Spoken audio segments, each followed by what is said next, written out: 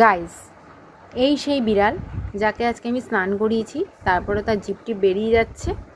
আমি মাঝে মাঝে একটু মুখটা ধুয়ে দিচ্ছি, কিন্তু আমি আজকে ভিডিওটা যে কারণে করলাম ওনার কাণ্ড কারখানার জন্য। কি করেছে, এখানে আমার কাপটা রাখা ছিল, তো ইনি যা উৎপাত করেন, ওনাকে সামলাতে সামলাতে আমার অবস্থা পুরো খারাপ। তো ইনি কিছু একটা দুষ্টুমি করছিল এবং আমার ধাক্কা লাগে কাপটার সাথে। কাপটা ওই মানে জানলার মধ্যে যে লম্বা লম্বা করে যেগুলো রয়েছে ওইগুলোর মধ্যে লেগে কাপটার হ্যান্ডেলটা ভেঙে গেছে। তখনও বুঝিনি, তারপর দেখলাম যখন ধরতে গিয়ে দেখছি যে এরকম কাপের এই হ্যান্ডেলটা ভেঙে গেছে।